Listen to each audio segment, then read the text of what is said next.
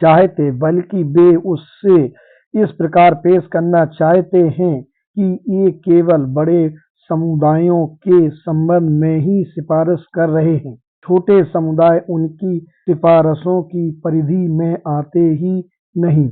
क्या आप उनसे इस मामले में सहमत हैं? माननीय काओसजी जहांगीर, यह बहुत खतरनाक बात है। जब आप पृथक निर्वाचक मंडल की बात करते हैं तो हमारे तो पृथक निर्वाचक मंडल है ही नहीं, और न ही हम उन्हें चाहते हैं। डॉक्टर अंबेडकर, इसका अर्थ यह है कि बड़े निर्वाचक मंडल की सुविधा को बनाए रखने के लिए मताधिकार अधिसंख्य जनता को नहीं दिया जाना चाहिए।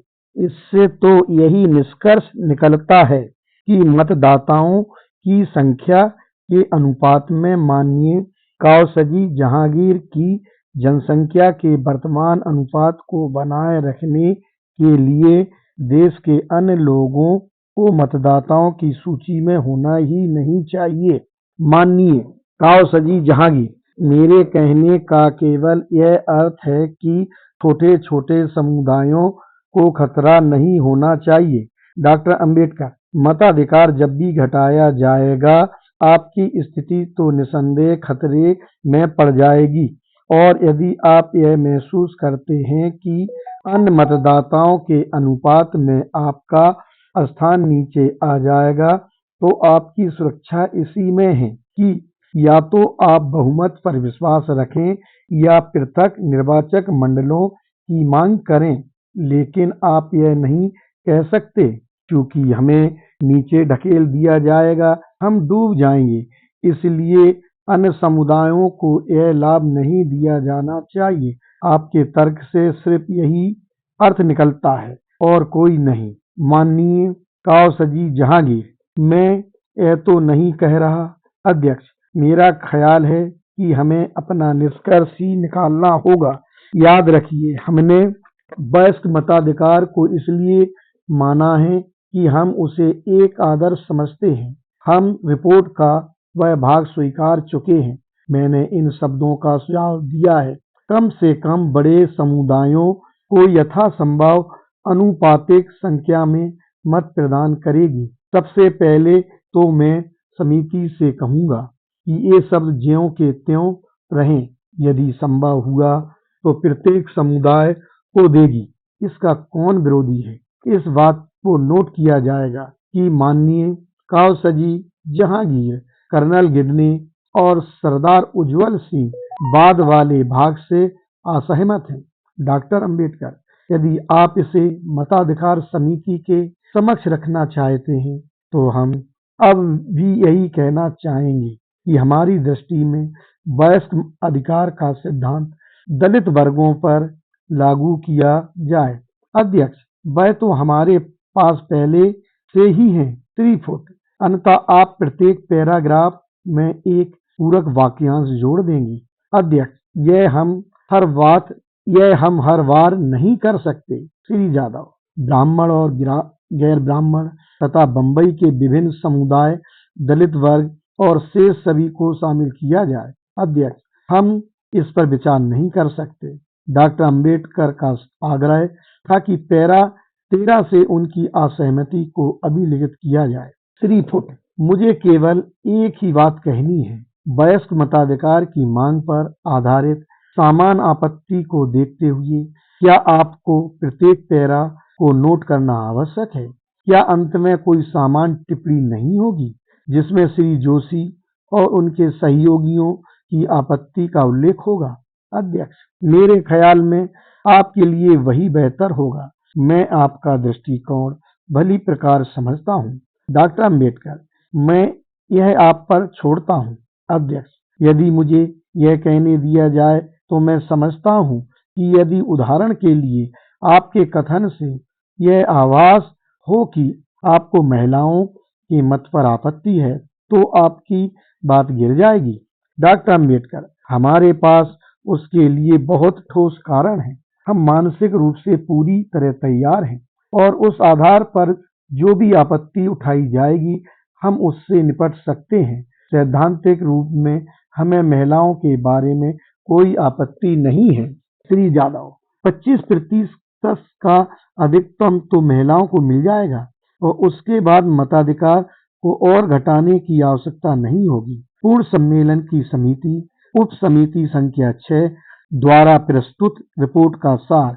मताधिकार 16 जनवरी 1931 डॉक्टर अंबेडकर के प्रस्तावों से संबंधित कुछ पैराग्राफ।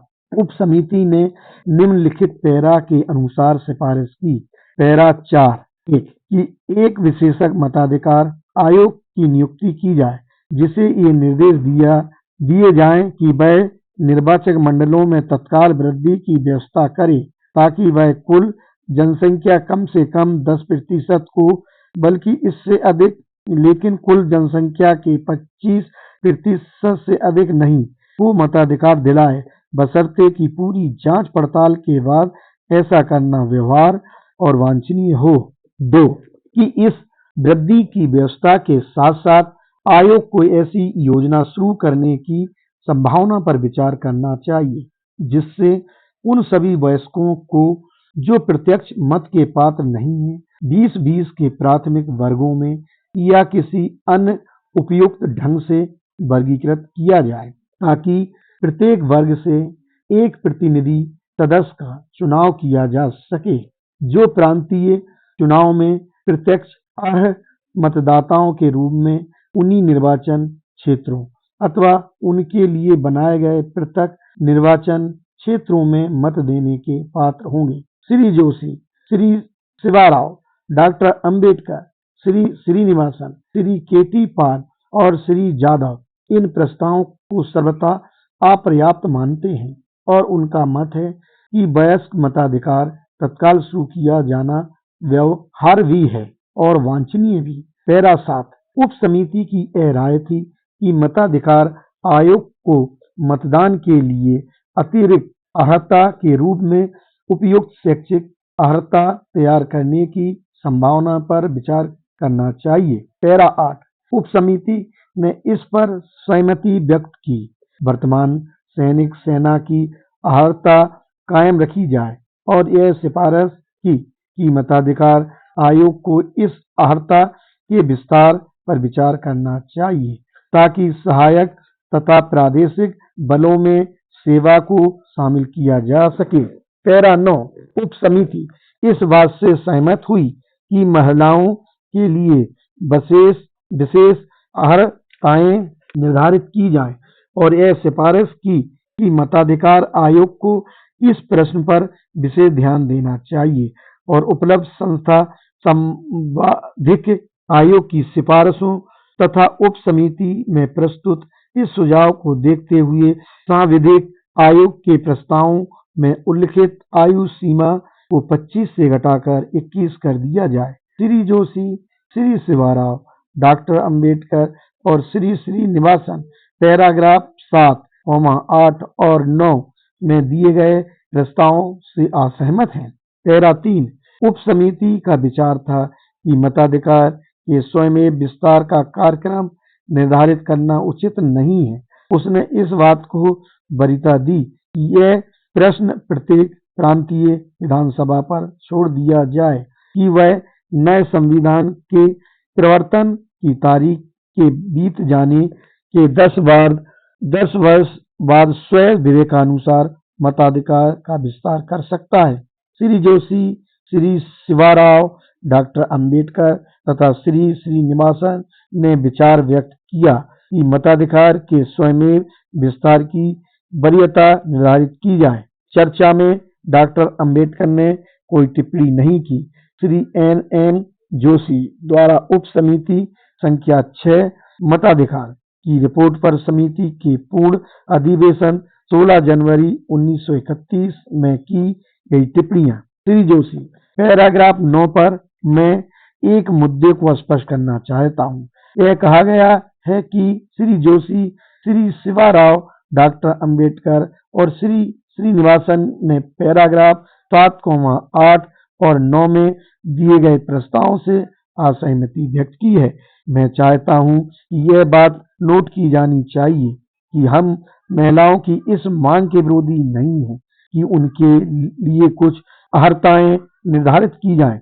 दुर्भाग्यवश हमें विवश होकर यह दृष्टिकोण अपनाना पड़ा जो हमने समिति में अपनाया।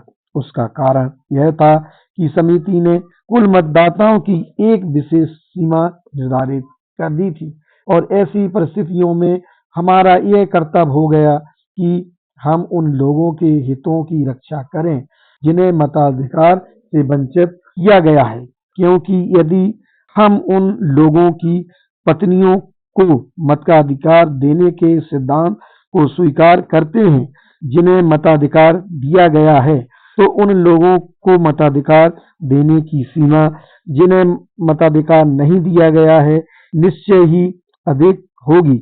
इस विशेष तथा कठिन स्थिति को देखते हुए जिसमें हमें डाल दिया गया था, हमें उन लोगों की पत्नियों को मत प्रदान न करने का दृष्टिकोण अपनाना पड़ा जिन्हें पहले ही मताधिकार दिया जा चुका है और इस प्रकार उन्हें अधिकार से वंचित करना पड़ा जिन्हें मताधिकार मिला ही नहीं है। हम लिंग के आधार पर आयुक्ता ठहराने के विरोधी नहीं हैं। अध्यक्ष पैराग्राफ 9 को नोट कर लिया गया। 6. पूर्ण सम्मेलन की समिति उप समिति संख्या 7 की रिपोर्ट पर टिप्पणियां। रक्षा 16 जनवरी 1931। डॉक्टर अंबेडकर। मैं इस रिपोर्ट के पैराग्राफ 4 के खंड 2 में निम्नांकित आशय के संशोधन का प्रस्ताव रखना चाहता हूं, जो यह है कि भारतीय सेना में भर्ती को महामहिम की समस्त प्रजा के लिए, जिसमें दलित वर्ग शामिल हो, खोल दिया जाए, बशर्ते कि वे दक्षता तथा आवश्यक अर्हताएं रखते हों। मैं केवल यही नहीं चाहता कि इस बात को अभिलेखित किया जाए, मैं इसे एक मूल संशोधन के रूप में पेश कर रहा हूं ताकि इस पर सदन की राय जानी जा सके। मेरा संशोधन बहुत सीधा साधा है। इसका उद्देश्य महामहिम की प्रजा के विभिन्न वर्गों के सैनिक सेवा में प्रवेश में संबंधित सारे भेदभाव दूर करवाना है। इसमें संदेह नहीं कि मैं यह संशोधन मुख्य रूप से दलित वर्गों के विशिष्ट अधिकारों की रक्षा के लिए पेश कर रहा हूं, लेकिन ऐसा करते समय मैं समिति से किसी प्रकार के अनुग्रह की मांग नहीं कर रहा।